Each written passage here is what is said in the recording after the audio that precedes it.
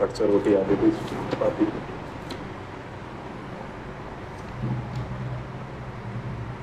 भाई ये वाली थोड़ी सी मत देख के मैं फोटो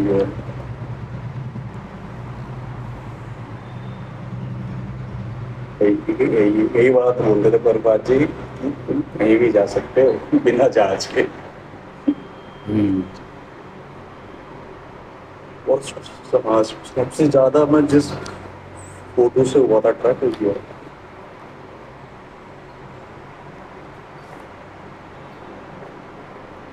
ये तो महाभारत जब वो होता है स्टार्ट होता है तो ये यही वाला वो आता है अंतरिक्ष की। ये वाली फोटो आती है उसके, मतलब एक तरह के यही वाली है। thumbnail एक्चुअली में वो जो महाभारत है ना, वो भी B.R. चोपड़ा भी यही थे ना, वो सदस्य थे वो। हाँ भैया, सब बात से लिंक भी था। ये जब दिखाया था तो कुछ रूप तो भगवान ने दिखाया, ये शो करते हैं कि तो भगवान सबके कहते हैं ये ऐसा लग रहा है लोग दिखाए सारे। और ये देखे हैं कि लोग मतलब कि कैसे यहाँ पर कैसे कनेक्टेड है।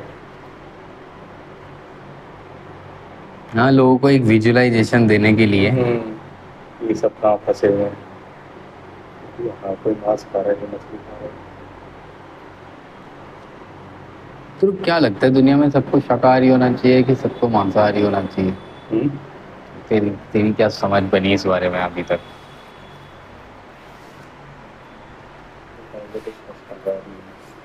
हाँ? शाकाहारी में हम क्या खाते हैं? क्या खाते हैं हम खाना? मतलब हमारे पास खाने के ऑप्शंस क्या क्या हैं शाकाहारी में? जो भी नेचर से आता है। नेचर से तो जानवर भी आता है। इस डेफिनेशन से तो तू शाकाहारी डिफाइन कर पाएगा ना? हाँ तो ये जैसे मतलब अनाज वगैरह जो भी दिया हुआ। अनाज, वेरी गुड।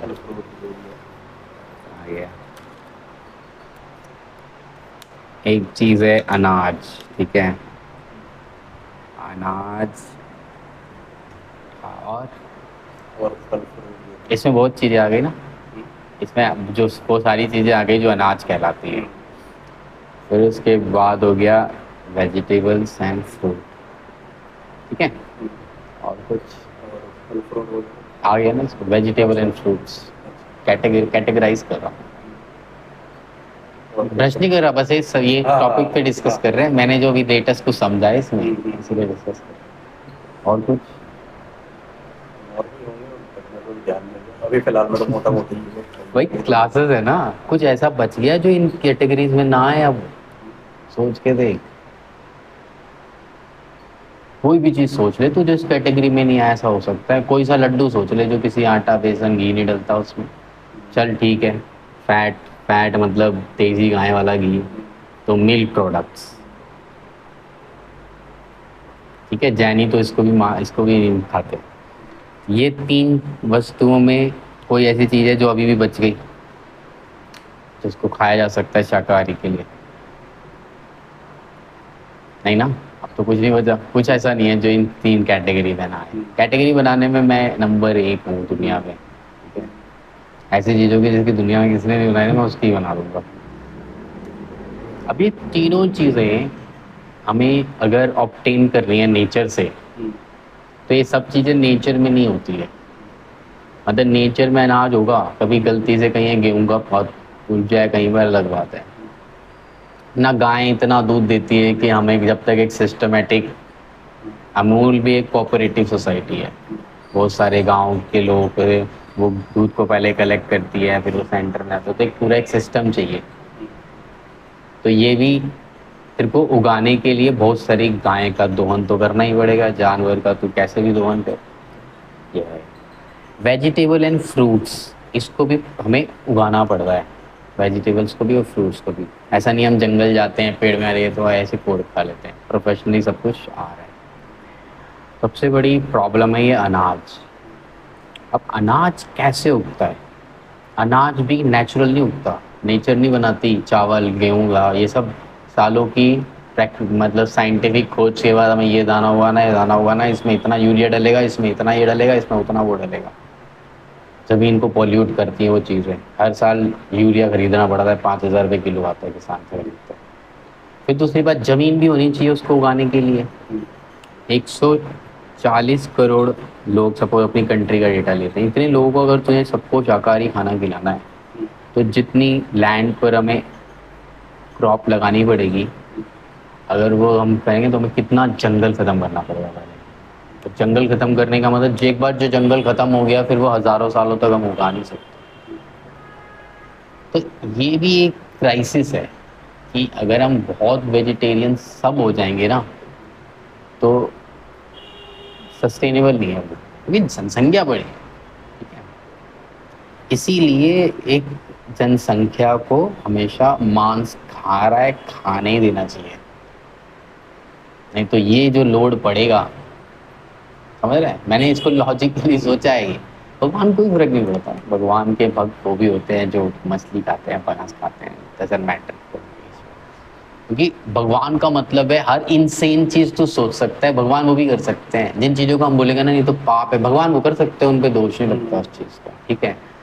तो उनकी उसमें नहीं है। लेकिन जब समझ आ रहा है मैं क्या कह रहा हूँ, उस एक दूसरे पॉइंट ऑफ व्यू से सोचा था मैंने इसको, मैं कैलकुलेशन कर रहा था, किसी कहीं से आया था मेरे दिमाग में एक क्वेश्चन, बहुत दूसरी बात चल रही थी कि ये जो चीज़ है वेज और नॉन वेज का जो ये डिस्कशन है पूरे वर्ल्ड में, उसमें दोनों तरफ के मैं पॉइंट ऑफ व्यू सुन रहा था। तो ये जो पॉइंट ऑफ व्यू है ये, तो उससे समझ में यही आ रहा है कि दुनिया को दोनों ही चीज़ें खानी पड़ेंगी, बैलेंस बना पाएगा। क्योंकि नेचर को तो वही नहीं, इससे अच्छा तो 10-15-100 गीता में इसको मना किया है। मना तो किया है वो, लेकिन वो एक और चीज़ की वजह से मना किया एक्चुअली में क्या है, वो एक चीज़ बताते हैं। एक है सत्व, ठीक है, एक है रजस, एक है तमस, ठीक है। ये तीनों गुण ब्रह्मांड की हर वस्तु में विष्णु ज्ञान योग जब बताते हैं तो बताता है। मनस को इन्होंने नहीं समझाया, क्योंकि मनस को फिर अलग अलग तरीके से अलग अलग कॉन्सेप्चुअल कवर किया हुआ है, कर्म में, भक्ति में वगैरह में। ये तीन चीज़ें हैं। ये जो मांस जब हम खाते हैं ना तो ये तमस गुण की वृद्धि होती है, ठीक है। तो तमस गुण की वृद्धि होती है तो क्या हमें नहीं खाना चाहिए? उस आदमी को नहीं खाना चाहिए जो मांस खाए वाए सब कुछ खाए फिर भी उसका भगवान में मन लग जाए, उसको वो तकलीफ ना हो। जैसे रामाकृष्ण थे, मछली खाते थे, लेकिन सब सारे वो करते थे, बंगाल के कल्चर में खाते हैं वही लोग, कोई दिक्कत नहीं हो रही ना अगर किसी को ध्यान उसमें तब उसको दिक्कत थी। लेकिन अगर कोई आदमी है जो कहे मैं तो प्रभु का ध्यान लगाता हूँ और मेरा बिल्कुल ध्यान नहीं लगता। महाराज जी कहते हैं कि अगर ना तुम किसी निधि में के पैर रख देते हो ना तो भी नरक पहुंच जाते हो। यार वो ना एक माइंडसेट है वो, समझना कर। वो जब बोलते हैं तो वो सर्व नहीं बोलते कभी भी, ठीक है। कोई भी गुरु बोलता है तो सर्व नहीं बोलता, ठीक है। एक फ्लो चल रहा है, उससे पहले उन्होंने क्या बोला उसके बाद क्या बोल रहे हैं उस पर डिपेंड करता है, ठीक है। प्रचारक नहीं, वो इसी बात पे ही बोलते थे। मैं इसी बात बता रहा हूँ कि वो जो भी बात बोल रहे हैं कहने मतलब मैं बता रहा हूँ ना, कारण भी है यार, कारण भी है। वहाँ मंदिर में जब चीज़ें बताई जाती हैं तो उसमें भक्ति पर बहुत ज़्यादा फोकस रहता है, ठीक है। और भक्ति में कारण बताए बिना काम चलता है।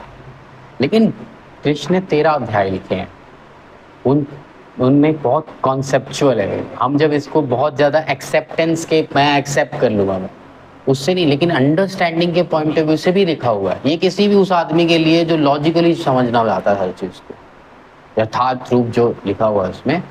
तो मैं तेरी कोई सोच उसको नहीं मैं काउंटर ना उनको गलत सही बोल रहा हूँ। इट्स माई एनालिसिस कि इसमें क्या फ़र्क पड़ता है। मुझे ही कोई फ़र्क नहीं पड़ता कौन क्या खाता है, मेरा खुद का मन क्या करता है खाने का नहीं करता है। इसी में लिखा है कि जो व्यक्ति सात्विक है ना उसके आगे जो आएगा वो खा लेगा, उसको स्वाद ही नहीं आता चीज़ों से। जब मैंने वो पढ़ा तो बहुत छोटा था मैं, बहुत छोटा, मैंने बोला मैं भी ऐसा कंट्रोल करूँगा। आज ये स्थिति है कि मेरे को तो कुछ भी दे दे मैं खा लूँगा। मैं कभी ये नहीं कहता मुझे बैगन की सब्ज़ी नहीं अच्छी लगती या मुझे घिया पसंद नहीं है, मैं घिया तोरी जो आएगा वो खा लूँगा। कभी मुझे कोई चीज़ में नमक कम ज़्यादा लग सकता है वो कम कर लेता हूँ, लेकिन मैं आज ऐसा हूँ, मैं जाके ढूंढता हूँ कहाँ से आया मेरे अंदर ये, यहाँ से आया। ऐसे ही मेरे को मछली और वो मांस पे भी मेरा कोई नियंत्रण नहीं है। घर में किसी के यहाँ बन रहा है तो आया।